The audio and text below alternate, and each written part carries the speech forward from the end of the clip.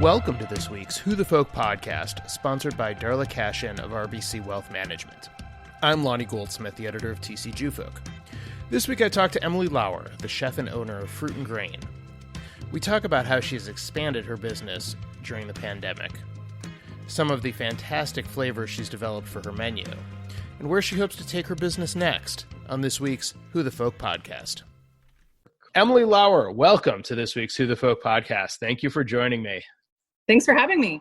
So you're the owner of Fruit and Grain Bakery. Is it a bakery? Because it's just fruit and grain. It leaves a lot to the imagination. It's not really a traditional bakery in the sense that I don't have a front, counter where I serve people. I do mostly wholesale and direct sales to consumer, but it's not like it's not an independent brick and mortar. Okay. So I do see a lot of brick and mortar behind you. Where are you located? There's literally brick behind me. It's beautiful. It is beautiful. I'm in my commercial kitchen, which is located inside of Northern Coffee Works, which is right on the precipice of downtown, right by Mill City.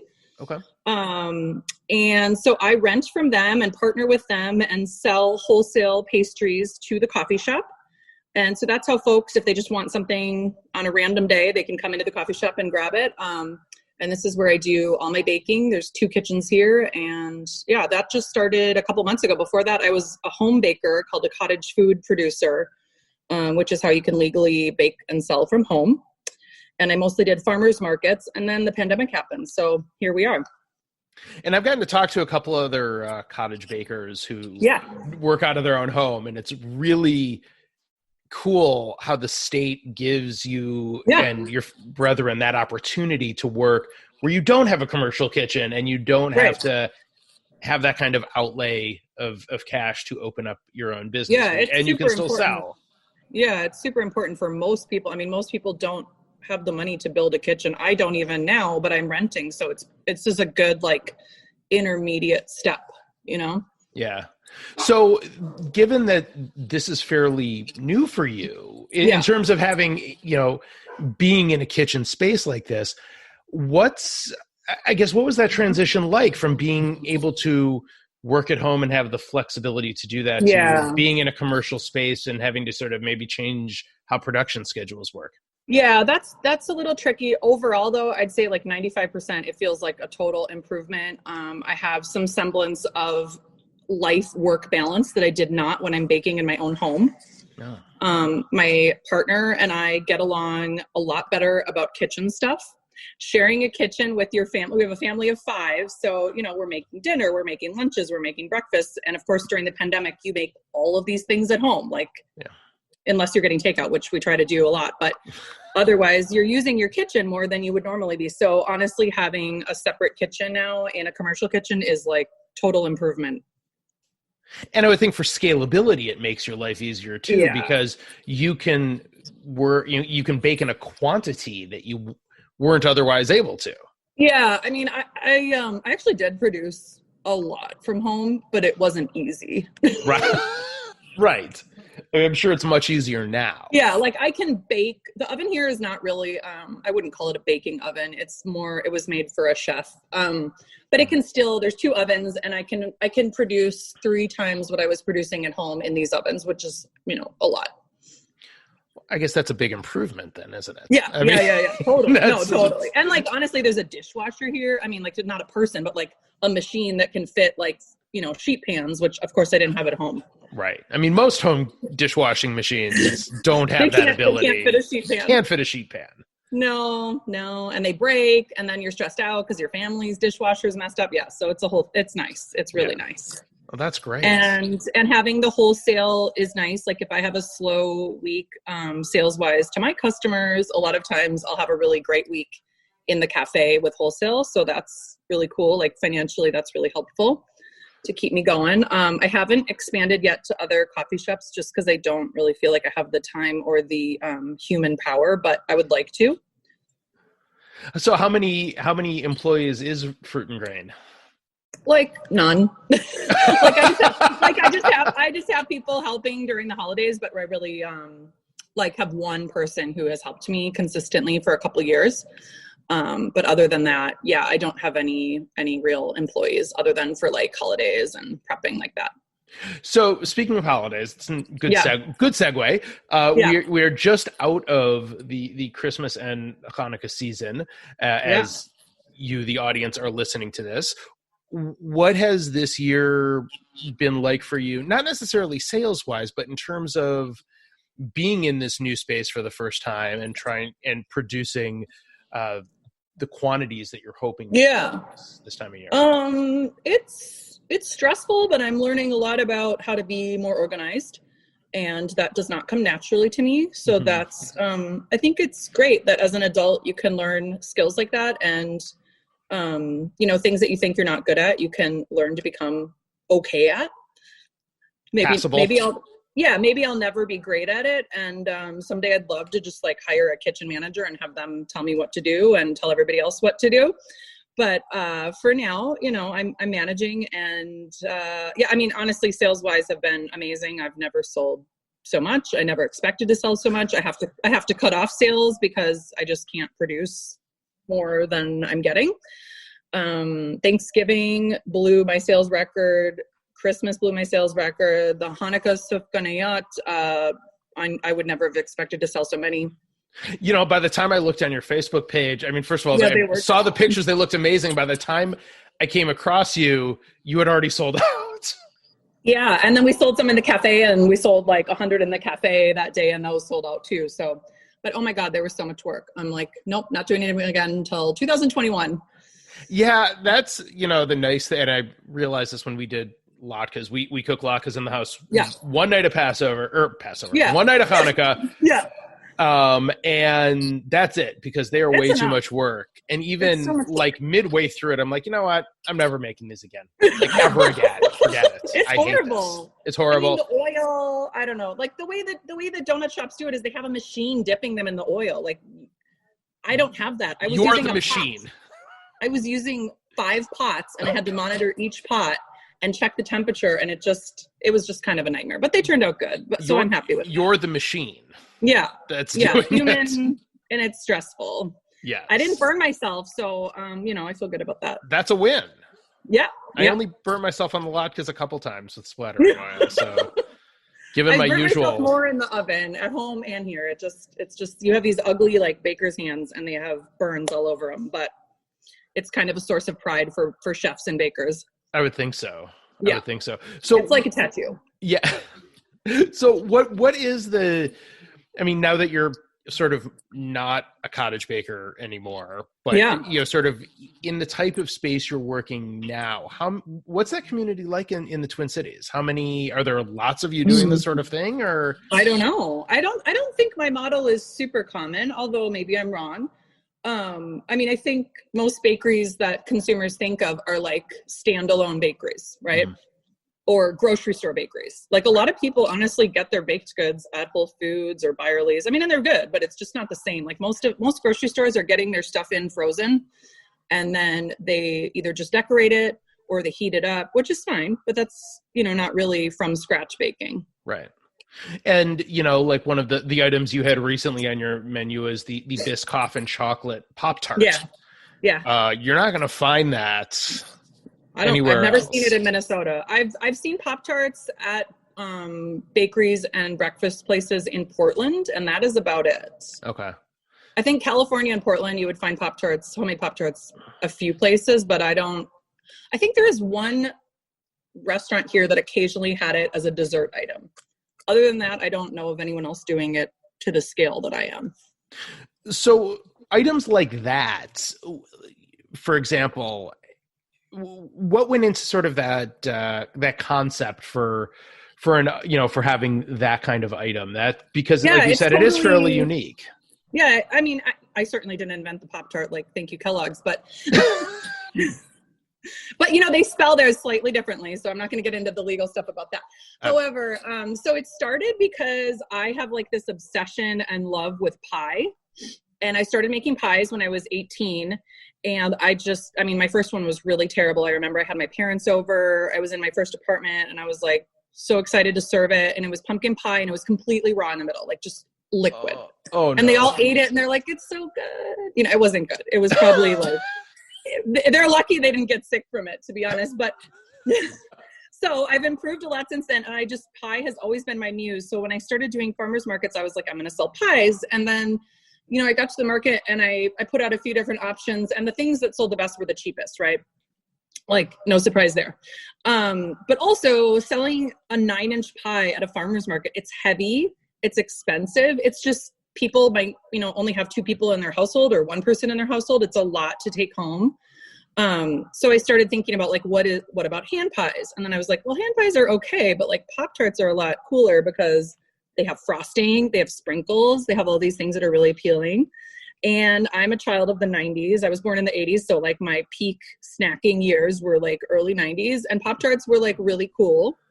And they were like the thing that my mom wouldn't really buy us regularly because they were considered junky. So to me, they were like a coveted snack, kind of like a Twinkie, or like, I don't know, there's all kinds of snacks from our childhoods that we have coveted, right? Right. And so to me, Pop-Tarts were the thing that I wanted to emulate and that I wanted to make my own. So I just used a pie crust. So it's really just a small pie with frosting and sprinkles. And then you get to play around with the fillings. Yeah. And so what makes my fillings unique is I don't typically do like, when you buy a commercial Pop-Tart, it's just jam or like one singular flavor inside. I usually use fresh fruit. So I'm really making pie fillings out of fresh fruit and fresh ingredients. Like the Biscoff one is a chocolate ganache that we make. And then the Biscoff we do buy, but like, it's just much more house-made, homemade, whatever the word is that you want to use. So obviously you said the first time you made a pie is when you were 18, but what was it that sort of fueled the love of baking that translated to making it a profession? Because that's obviously kind of a leap from home baker to what you're doing now. Yeah, like Thanksgiving, I always would, for probably the last 15 years, I would just sell a couple pies to friends and family. And I entered a pie competition. This group doesn't exist, but it was like maybe 8 years ago. I think it was called the Food Experiments, or I don't remember the name. If I can think of it, I'll send you an email later. But anyways, I won some sort of participation award in this pie experiment. And like Jason DeRusha was there and a bunch of other local foodie figures. And I felt like I had something really good, even though I didn't win first place. And I wanted to keep doing it. And I did enter in the state fair. I never won anything there. That's like hyper competitive. But I don't know. I guess I'm really happy working for myself. I don't love working for other people. And I've always been an entrepreneurial person since I was like, I don't know, 5 years old. I was trying to charge my neighbors to like watch me and my friends in a circus, or like walk their dog, or like, you know, other kind of useless activities to see if they'd pay us. I remember I would ask my sister for money to play with me. So, and my parents finally figured it out. They were like, why is, you know, our 4-year-old asking for money? And it was like, oh, well, because Emily said I could play with her then. So, you know, I've always been trying to find a way to make it in this world. And I like baking. So, you know, I figured why not ruin a hobby and make it a profession? Do you still enjoy it as much now that it's No, profession? I do enjoy it.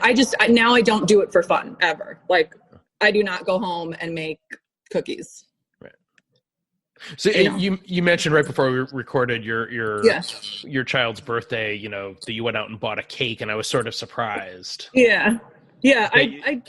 I don't, it stresses me out. Yeah. I mean, I if I wasn't doing it for work, I would probably be baking all the time at home, but it's just, you can't do it at both places. You really need some balance. Yeah.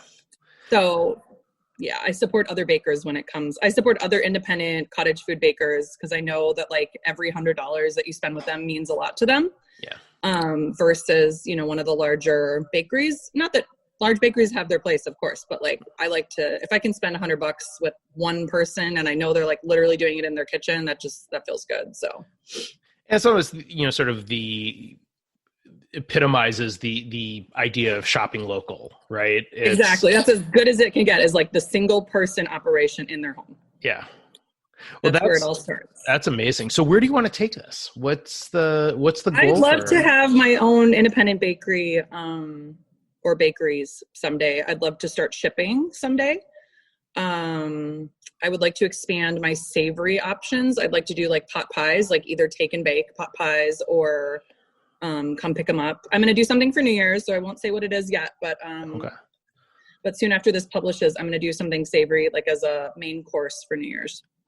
Fun. Well, that's exciting. Yeah.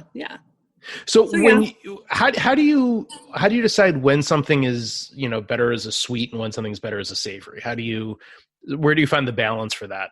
I mean, I think pie can be absolutely both. The thing is that like at markets, sweet sells better. Yeah. Even at the cafe, sweet sell better. We have like a spanakopita hand pie. We have ratatouille hand pie. We've only done vegetarian stuff so far. We might do meat. I don't know. So many of my customers are Jewish and so many are Muslim that I probably would steer away from things like pork. Sure. Because it just, a lot of people aren't going to want it near their other food, which I totally understand. But I might go into like chicken pot pie or something. I like my savory pastries. I like almost better than my sweet, but it just isn't as popular. Interesting. Yeah. And I don't know, maybe it's you go to a coffee shop, if you go there, you get a cup of coffee, you expect something sweet to go with it. I guess. I think it's just burnt into our minds or our memories or something. I don't know why exactly. I don't either. Yeah, my grandparent or my grandma and my great aunt both were great bakers, and that's kind of who I learned to love baking from. And they made some savory things, but most of my childhood memories are like sweet treats that they made. So I think sugar is like really nostalgic, like sugary foods. Yeah. And so I think people are more drawn to those. Well, that would make sense, I suppose. I mean, because again, so much of food is the memories of right what what family made or what you learned to make from other people. Yeah, exactly. Yeah. I mean, my grandma was a great cook too, but yeah, the things that I remember are more the sweets. I think also because like you don't usually have them as often as savory food. Like you eat savory food every single day, right? Right. Sweets are usually like after the meal or like just once a week or like, more of a holiday thing. Like my grandma would send us these big Folgers cans filled with cookies for the holidays. And that was once a year. You weren't going to have those cookies every day. No, but in quarantine, I'm finding far more yes sweet foods in my kitchen than I would like to have. Oh my gosh, yes. And I really honestly, like, since the pandemic started, even when I was still baking at home, my business has just grown by leaps and bounds in sales. And I do think it's just like people have a little bit of money that they maybe aren't spending, going out or, you're not going to the bar, hopefully. I mean, some of us are driving to Wisconsin. We're not doing that, but... No. Unfortunately, some are. Yeah. So most people just have a lot of time. They might not have a ton of extra money, but they might have $5 or $10 extra a week. And it's exciting to get a little treat at the end of the week. Yeah.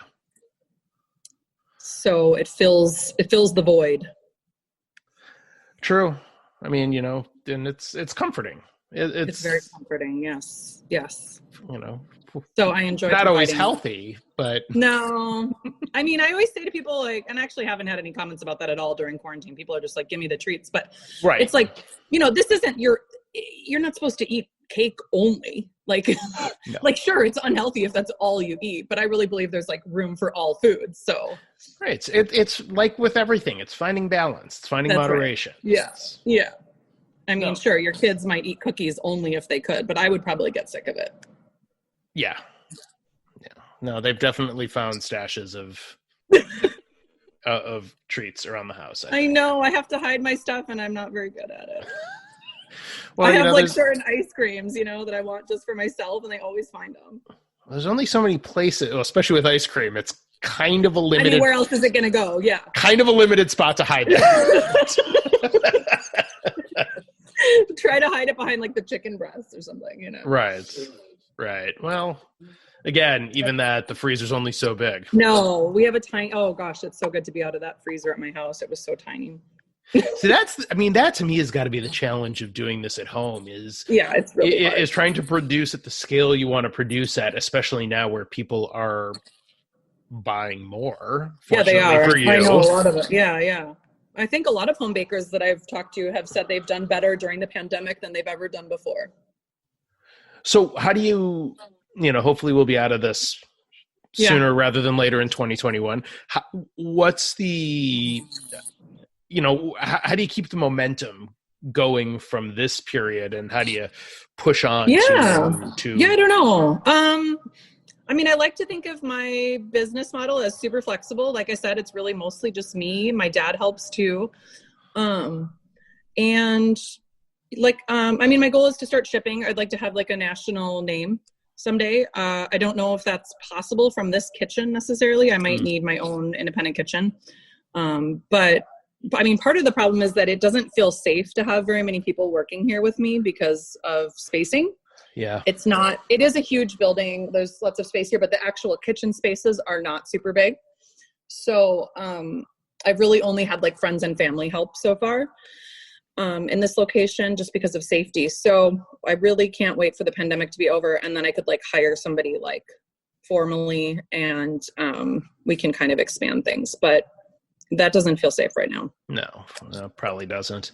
One of the really cool things about, and I don't know if this is in every big city kind of thing, but I know that in Minneapolis, or at least because of sort of the food culture that's developed here, that there's a lot of kind of, kitchen, shared kitchen space type operations that have that kind of commercial scalability and can help you, increase output if that's what you're looking for. Yeah, I think it's really big here. I know it's big in New York because of rent costs. And I think here it was probably for the same reason, because most people like myself who come from a home bakery can't afford to rent their own. I looked into renting my own location, and it was just, I don't know, 5 times what I'm paying here. So oh, wow. Yeah. And it's interesting because I was kind of thinking like, oh, well, maybe landlords will be a little bit desperate right now, but I think they're holding out. So, what can you say? They need to make their money too. But, sure. But yeah, I think ideally I would buy the location if I moved, but for now I'm really happy here. So. Well, excellent. So what is the address for your current location? 1027 South Washington Avenue. We're right on Washington. I can see the old Izzy's ice cream from where I'm sitting. Oh. Yeah. It's a great area. Izzy's. It's a great area, right by the Guthrie there. Yep. A block really from nice. The Guthrie, a block from, or 2 blocks from the farmer's market.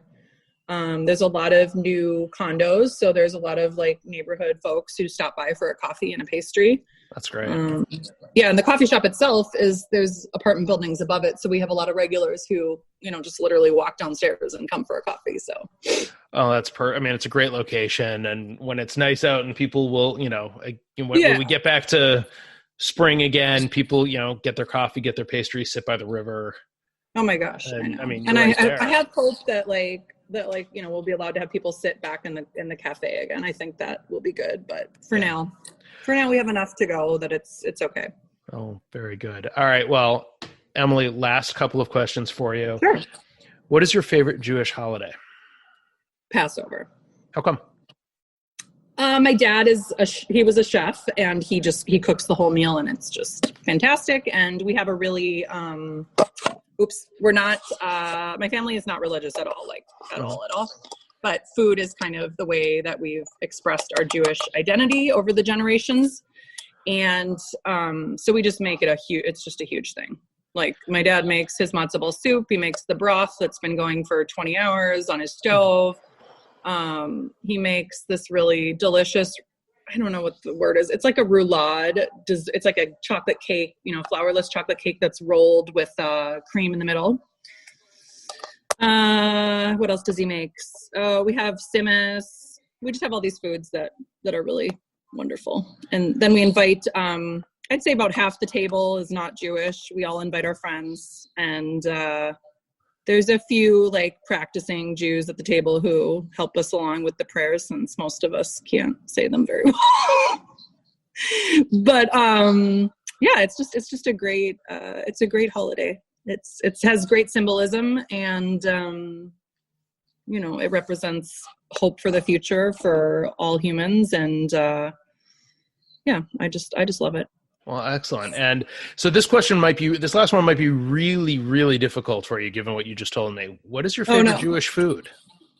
Oh, Jewish food. Yeah, that is hard. There's so many good ones. What is a Jewish food even, I mean, my Jewish grandma Edith, her favorite thing to make was a pork dish. So